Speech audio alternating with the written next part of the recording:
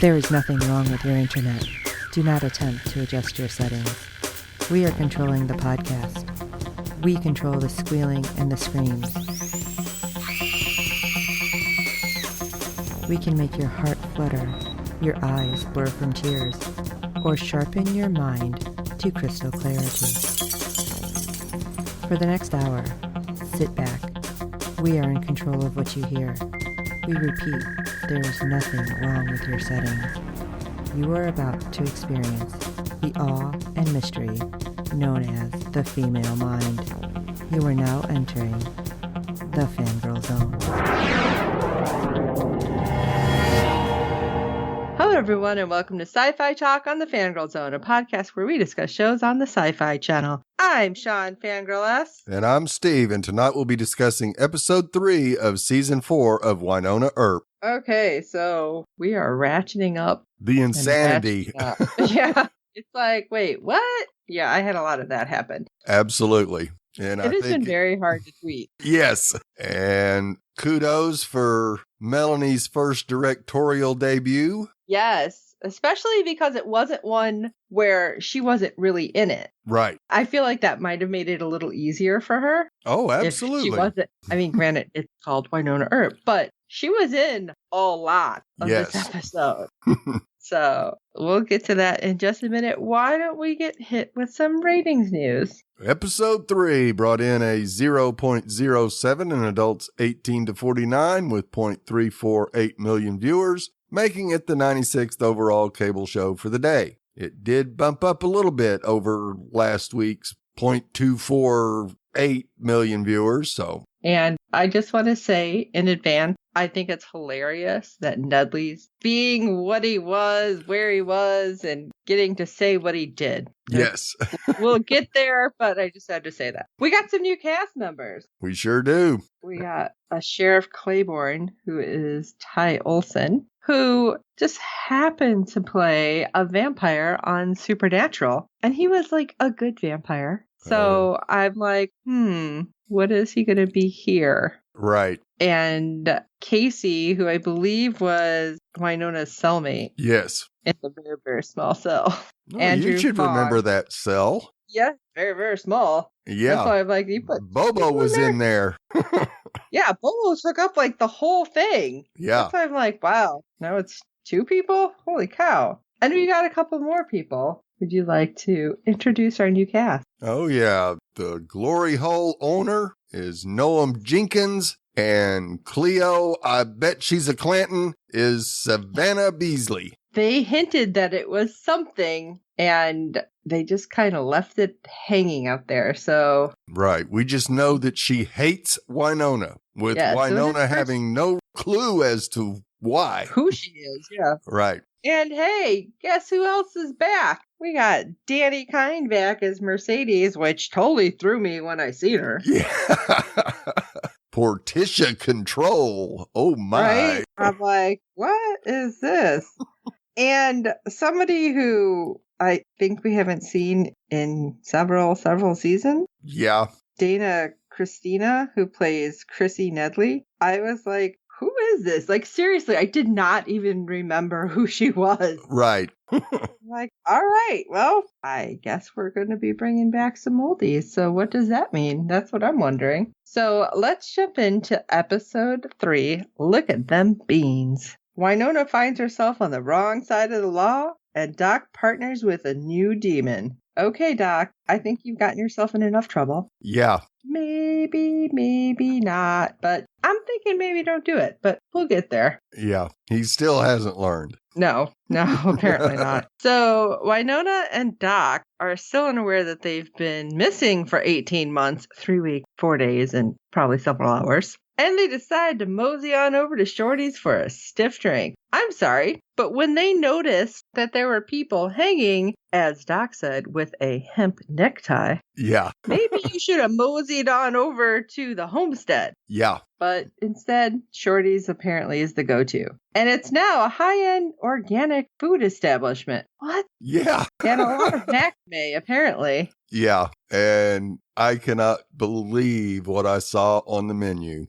No. And Okay, I'm kicking myself because I did not write down the names of whatever it was, like the drinks or the food. Yeah. Because it was just, I was cracking up. I And know. I just never went back and wrote it down. I'm like, what? Yeah, we have gunfight at the Okra Corral. That's not bad. Bat Master Cleans. I don't know what that is, but that worries me. 310 to Yogurt. Snack in the Saddle. Snack in the Saddle. I like that one. Dances with Watercrest. I Walk the Lime. Go Ahead and Make My Smoothie. And Cock Holiday. Wait, didn't Wynonna read that one and Doc kind of giggle? Yeah. I felt like we got a giggle out of Tim on that one. Yeah. How could you not? Right? I thought there was something about Oprah. That's why I'm like, wait, what? Yeah. So it must be the okra. And Yeah. I just didn't. That makes way more sense now. Yeah.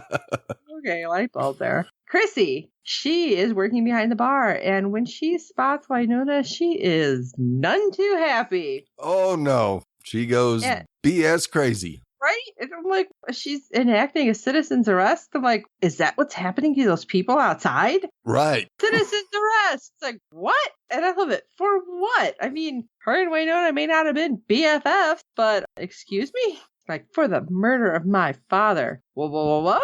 Yeah. Huh?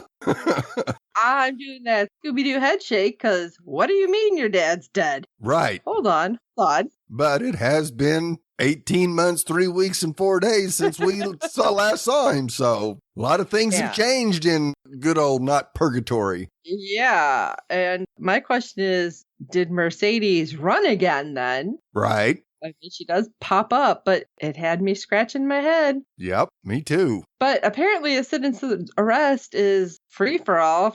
Let's drag her outside and tie her up. String her up. We're going to hang her. It's like, wow, we went total frontier justice. Okay. And Doc's like, hey, no, stop. He's trying everything in his power, which isn't much. No, all he had to do was pull out his gun and shoot it in the air, and that probably scattered the crowd. Maybe, but there was more of them, so you never know. True.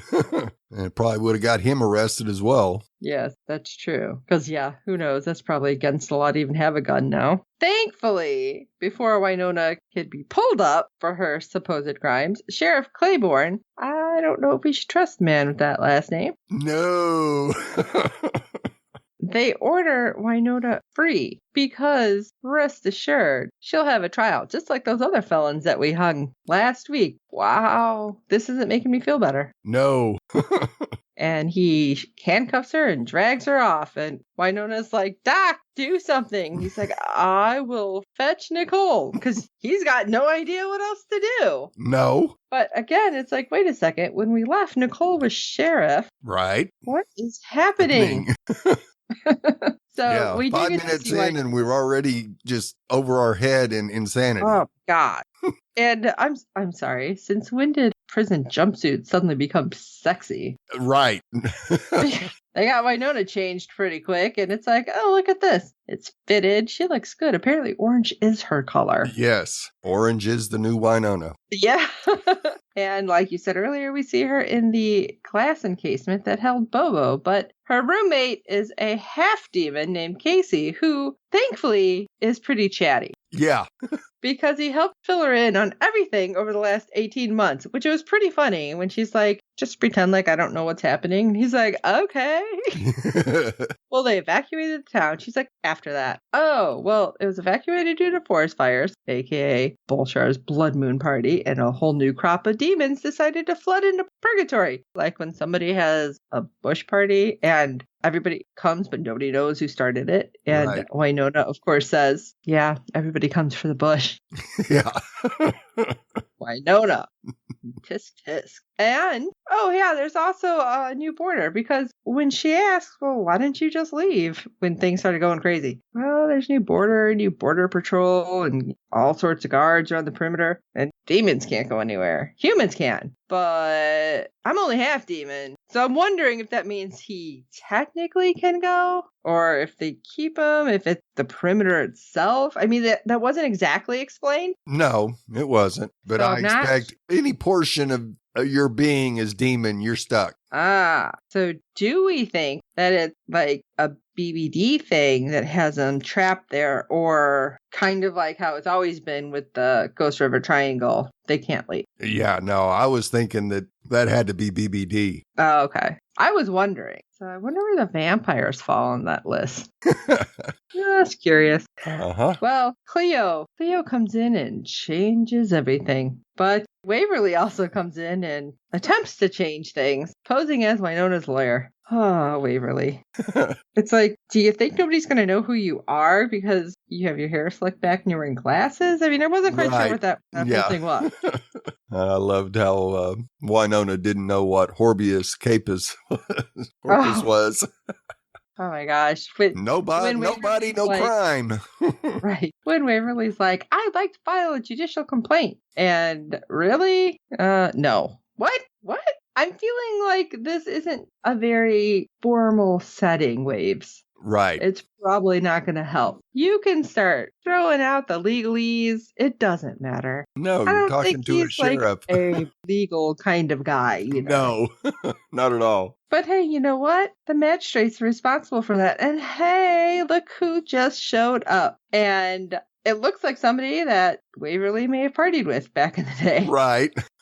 But once she lays eyes on Wynonna, it seems like all bets are off because you just see, like, I wouldn't necessarily say hatred, but just total contempt. Right. It's like, what? Who are you? Yes. It was driving me crazy. Yeah, it's either a distant relation of the Clantons or it's Eve Part 2. And you'd think if it was Eve Part 2, she would have just ripped Wynonna to shreds right then and there. So I'm leaning towards the relative of the Clanton gang. Interesting. But Wynonna really has no idea. So we're all Wynonna right now. Yeah. And after a private discussion with the sheriff, which seemed really odd. Weird. Yeah. Cleo decides to stage a chili cook-off with the inmates as all the competitors. And the winner will get one get-out-of-jail-free card in honor of the late Sheriff Nedley. The cook-off will be named after him. And Wynonna, of course, has her, like, oh no, flashback to the worst thing that could be picked.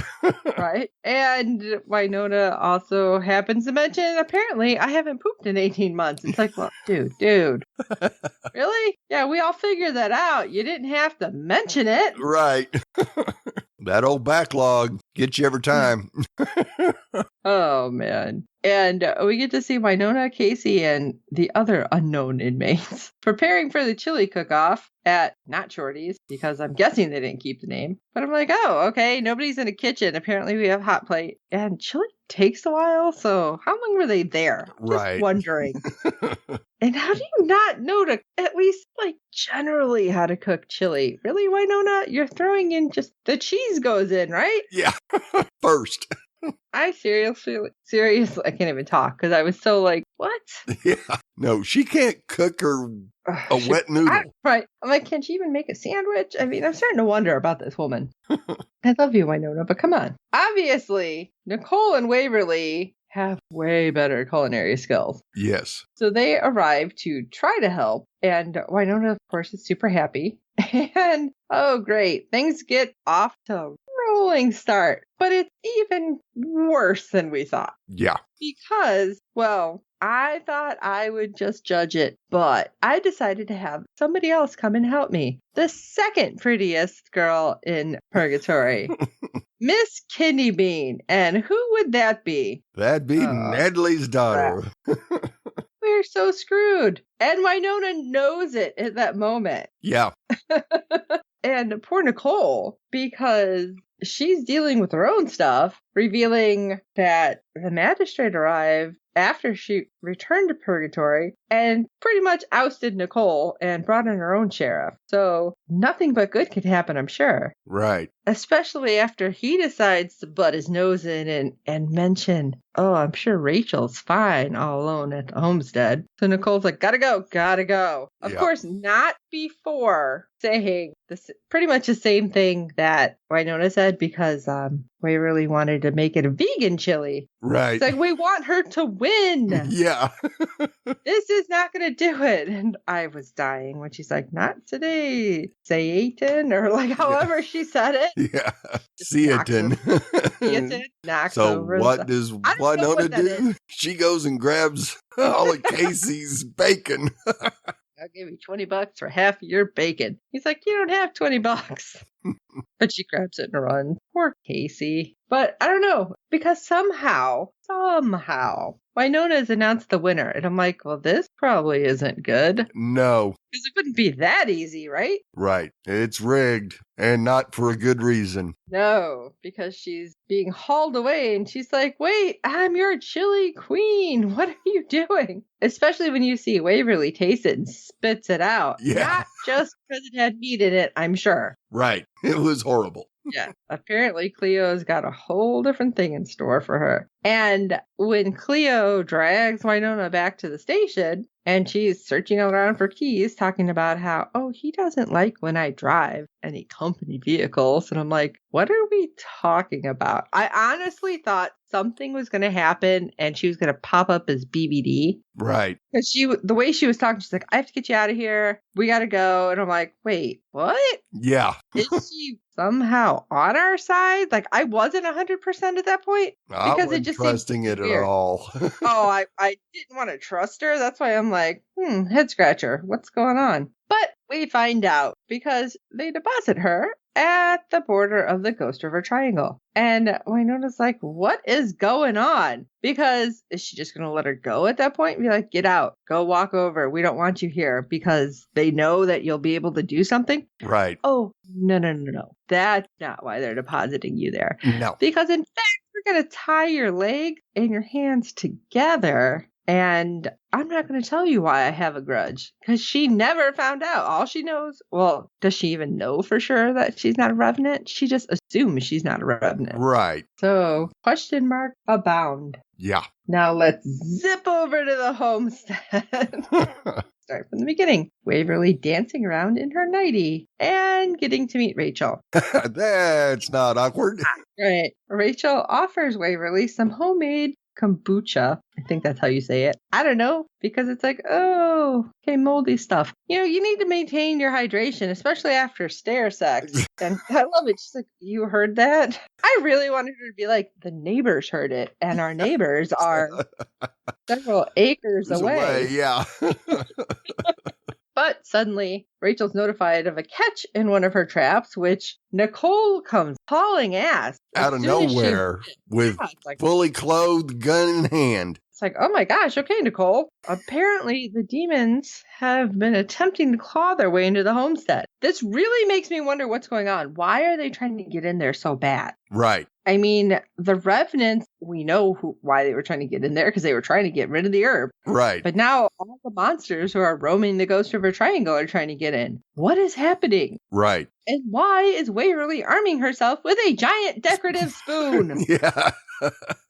Really? Waverly? At least open the pen drawer that has knives. Right. Something. But what do we get? We have the trio find Doc. And oh my God. Yes. I tweeted this. I'm like, I hope you weren't too nervous with that prop hanging so close to your nethers. Yes. Because it's that's like a bear trap. Bear trap. Yes. I don't care if it's a prop. You know, okay, all right. Just thinking of how you have the prop master come out to place this prop on you. Yes, I saw the video of it. Oh my God. There's a video? Yes. I obviously did not watch the video. I think that's something, if you haven't watched, we should all go and watch it. Yes, go find that video. Because the look on Tim's face is priceless. Oh my God. I can only imagine. And okay, this is going to sound weird because I'm looking and I'm not like looking super close, but I'm like, okay, if that's supposed to be like clamped on him, but not hurting him, how did it clamp on I still was a little confused. But That's some awful baggy pants. You look like he wears baggy pants. That's all I'm saying. Yeah, well. Like, really good stitching in those jeans. Oh, yeah. Those made durable. That's what we'll say. Nicole frees him, and he reveals what happened to Wynonna. And, of course, Doc's like, what's going on? Where is everybody? And Nicole kind of gives a rundown. And, okay, Kate's whereabouts. She was last spotted on the evacuation train. Jeremy's apparently safe, but hasn't made contact in months. And Waverly's like, well, what about we had 2 other people missing? And why am I blanking on names? I think she mentioned Robin. Oh my God, Robin. And doesn't she mention Mercedes? Probably. Or maybe she just said Jeremy and Robin. Yeah, I'm probably like Jeremy Robin, because Doc eventually mentions Mercedes. That's right. Sorry. Brain fart. But of course, everybody's still trying to wrap their mind around the fact that the people who were in the garden were gone like a day and a half. Right, at the most. Yeah. And it somehow worked out to 18 months. Yeah. And I'm still trying to figure out what about the book, but I'm sure that's going to come back. You'd think. Doc does eventually learn, like you said, because I was confused, about Mercedes working in a demon bar at the outskirts of town. Or at least that's where she was last seen. Right. He goes to pay her a visit and finds out exactly what she's doing and what happened to Nedley, which was quite interesting, which we'll get to that. Because I was like, what? Yeah. There was a couple of those. It's like, wait a second, what is happening? When we get Nicole back at the homestead from the chili cook-off, we see that Rachel's injured. And apparently she was struggling with an ogre when Daddy Blue Eyes, aka Doc, distracted the monster and drew it away from the homestead. This weird ogre-esque monster has been trying desperately to gain access for months. And Nicole and Rachel hear it outside. And Doc kind of yelling and screaming like, let me in, let me in. Yeah, that was greatness. But Nicole was just kind of standing there. And I'm like, this is where I started to get worried. Right. Because she was kind of like dazing out and like staring in his face. I'm like, is she real? Are these people even real? Because it was just weird. Very true. You had to wonder. But of course, we don't know what Nicole's been through. And apparently it was not a pretty 18 months. No. Nicole ends up letting Doc in and then shooting through the door. And Nicole is just like, yeah, like I said, kind of standing there. Shell-shocked. And even after, Rachel is trying to hurry up and close the door with Doc so the ogre can't get in. The ogre. I said ogre. I'm making up names for these weird monsters now. And then Doc decides to reveal a theory after Rachel confirms something very odd. That, well, other than the kombucha. Yeah. Like making it yell, which I don't know about you, but apparently it smells really weird. I've never had it. No. Apparently it's good for you. Yeah. Maybe that's why the monsters are reacting. Yeah. Too good for you. And they're evil, so. But in one of the traps a while back, the only thing that was found was a piece of a Hawaiian shirt. And we all know who wears Hawaiian shirts. Yes, we do. So Nicole is thinking that the monster took out Nedley. Right. But Doc thinks the monster is Nedley. Especially because Rachel also mentions how it smells like, was it blue cheese and boy feet? Yes. Which has to be exactly how Mercedes described the wound that Nedley had. Right. And Doc also thinks he saw something in the ogre's eyes. So it's more human than beast. And it always keeps trying to come back to you, Nicole. Right. And that's when Nicole kind of stopped with the faraway look. Because even when he was talking to her, like she was there, but she didn't really seem there. Right. And it's like, wait a second. Maybe because there were those weird little things that were trying to bite him and right. hurt him. And maybe he's just the host of these weird puff demons because they noticed that the things would fall off him. Right. So, hey, why not? Weirder shit has happened in purgatory. Yes. Let's go. Okay, I can't say it this way. Let's go to the other bar. Oh my God. The glory hole. I was really gonna go. Yeah, no. All right. Let's drive on over. Doc is reunited with his beloved Charlene. Oh my gosh. He was so happy. Oh, he And was. again, I'm like, dude, that is a lot of horsepower on snow. You need to be careful. Yeah. Like, the last thing you need is to survive all of this and then get in a car accident. Right. Apparently, this glory hole bar is the new demon bar. And he gets to meet the smooth-talking, soft-spoken, otherworldly creature who's definitely giving off a "hey, sailor" kind of vibe. Yes, he is. I'm like, wait a second. Doc, I thought you were with Wynonna. I mean, Yeah. you were just talking about all of it. And did you just have a bear trap on your nethers? Maybe you need to hold off. Just a little bit. Make sure everything's healed before you decide to do anything. But apparently, as he asked for information on Miss Mercedes, we have our proprietor decide to say, oh, here she is. As the stage starts to light up and Portia Control comes on out to dance, and I don't know if she was supposed to actually be singing or if she was just lip syncing. I mean, I think she was just lip syncing, but I don't know if her character was supposed to be singing it. I'm like, what is with this, like, dominatrix kind of thing? Yes.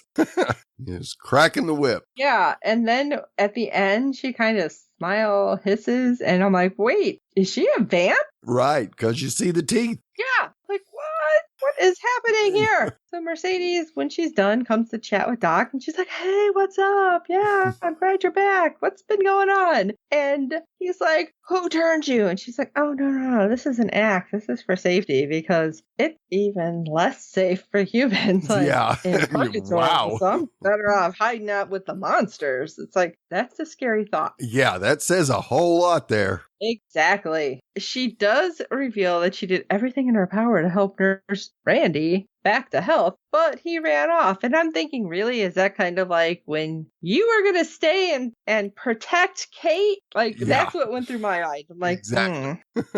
Yeah, but Nedley wandered off into the woods, and that's when he smelled weird. But she thinks that he ran into the people eater that's stalking the woods and killing everything in its path. It's like, well, I feel like that was too much of an opening. Like, you had to know then. At least I felt like at that point you had to know, okay, there's no way Nedley's dead. No. Right? He had to be possessed or something. No. Because it's just too much. Yeah. And we see that this truck driver is driving down the snow-covered road, and he gets stopped, and this monster just rips the top of the cab off with some ginormous claws. Yes. Later, Doc sees this thing, and I didn't see any big claws or anything like that on the ogre. So, oh, you know what? I didn't notice that. I just assumed it was the same. Right. I think a lot of people did, but I don't think so. I think there's another monster that is actually doing the killing, and it wasn't ever Ogre Nedley. When we first see the ogre come out, I'm like, is that like Bigfoot in a ghillie suit? What is happening?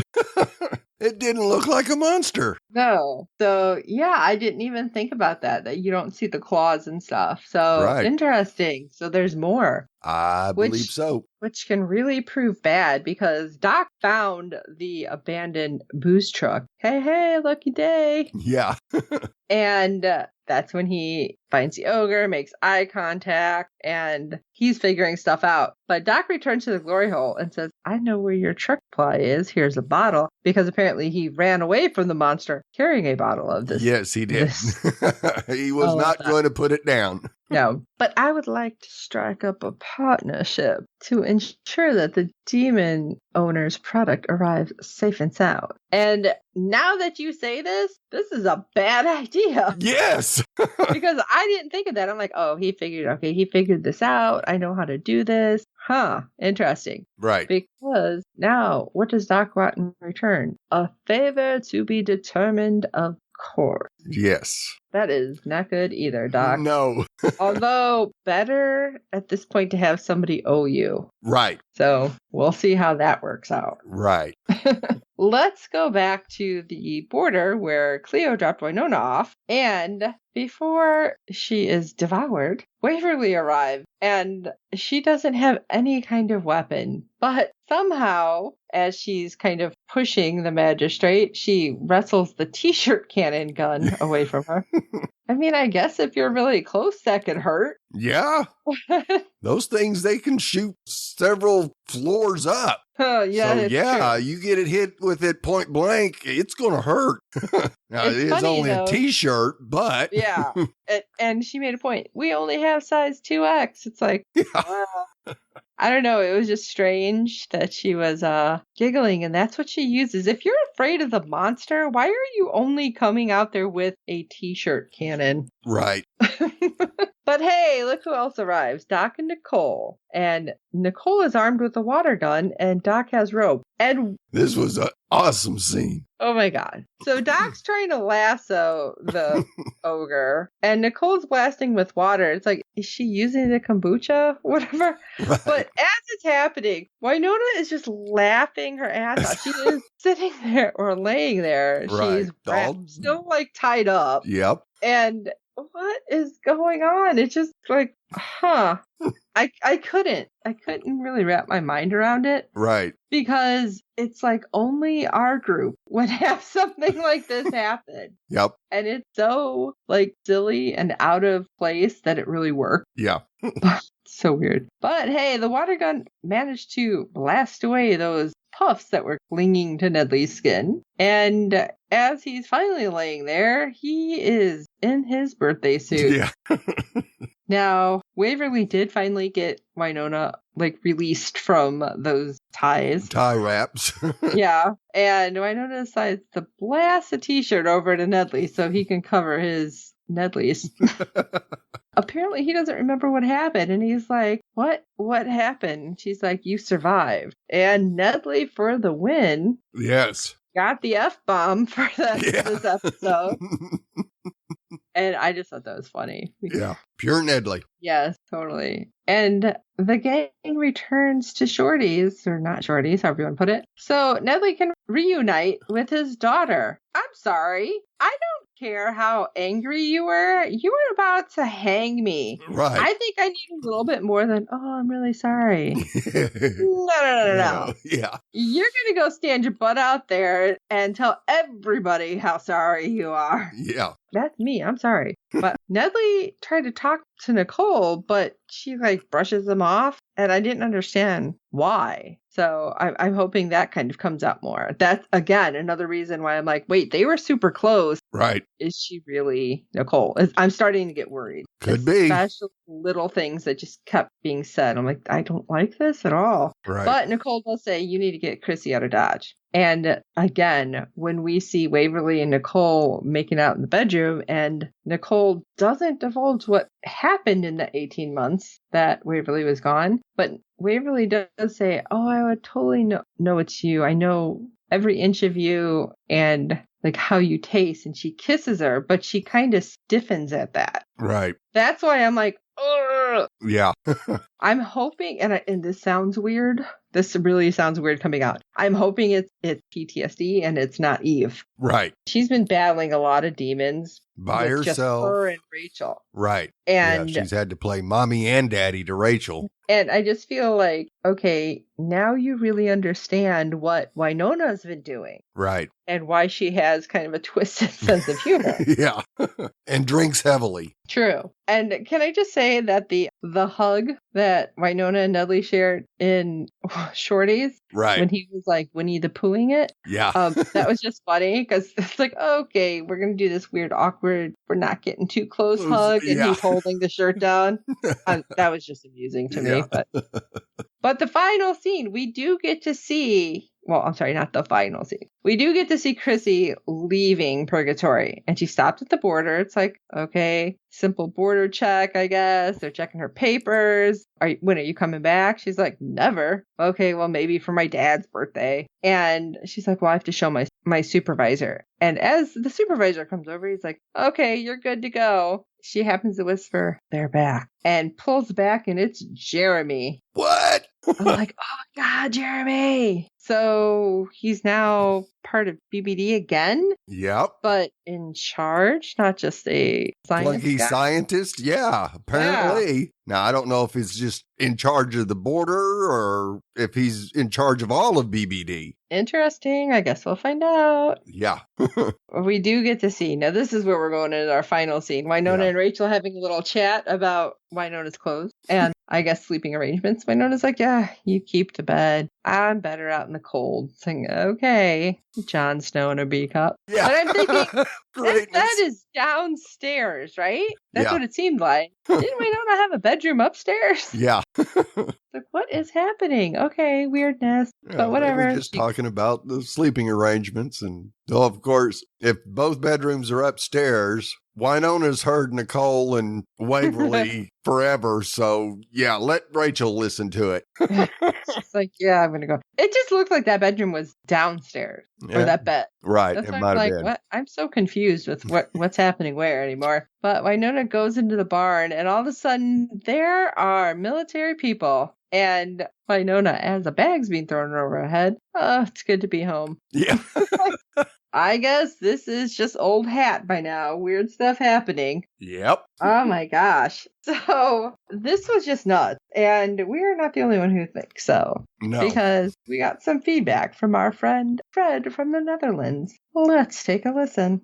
Hello, Steve and John, and all listeners to the Fangirl Zone. This is Fred from the Netherlands with some feedback for Wynonna Earp, Season 4, Episode 3. What an episode. Well, it really was a little bit too crazy for me, with water pistols and t-shirts, shooting guns and chili cooking contests as replacements for a trial. Just too insane. And partly the meaning and the reason for this is not clear, and of course I like puzzles. I just did Netflix Dark Season 3, which is quite a cerebral series. Well, this is not. So perhaps the contrast is just a little bit too big for me. I'm very sorry to say, but I just can't cope with it at the moment. And I had a little bit the same with Vagrant Queen. Sorry, Tim, you're marvelous, but these shows, it's too much for me. And it's actually quite sad on one hand, because I went to Earpapalooza twice. The first year in 2018, I also had a genetics conference in the US, so I could combine it. But actually last year in 2019, I especially went to the US to go to this Wynonna fan convention. And Steve, we did it together, what was very nice. And up to then, I could really appreciate the show, but now it's getting too crazy for me. And that's a little bit sad, because I do like the actors. I met them. I do like Emily. I do like Dominique Prevost-Chockley. I do like crazy Melanie Scrofano. I like Tim Rozon. And I have a short quote of Bonnie Farrar of Tales of the Black Badge with Kevin and Bonnie, who we both met in St. Louis, Steve. And she said the following. You either get it and you are an Earper or you're not. I know. I love it because if you're an Earper and you love the show, which if you're on season 4, you obviously do, you get this kind of humor, you get this kind of insanity, you get this kind of crazy, you know? Well, I have to say, I don't get this kind of humor and I don't get this kind of insanity. So I have the sad message. I will stop giving feedback from now on because I don't want to spoil your podcast with negative feedback. I will keep that to myself. But I will, in contrast to Vagrant Queen, which I stopped after the 3rd episode, I will, of course, continue watching, and I hope it will be more of my taste. I don't want to say get better, but it's just like the Earpers want this show. So it really should stay how it is. Just perhaps I have to learn to appreciate it, but perhaps I'm not just able to. And what in contrast to the first 3 seasons, it was a little different. So, this will be the end of my feedback. Perhaps I will come back later in the season if I really get my feeling for it. I just love the Earper community. I love the actors. I love Emily. I love the both of you. I just don't love the show at the moment. I will keep watching it and perhaps till later. Greetings, all the best, Fred from the Netherlands. P.S. To end in a more positive way, I really like the performance of Mercedes. Really nice, Danny Kind. Well, Fred, it was crazy. Yes. Yes, Emily outdid herself as far as just pure insanity and WTF is going on. I really think that all of the insanity is supposed to show almost like the lawlessness with the faux law in charge. Right. It's like, oh, water pistols, t-shirt guns, chili cook-offs, a magistrate that seems crazy. Yeah, what? They had a go topless for your freedom. Right?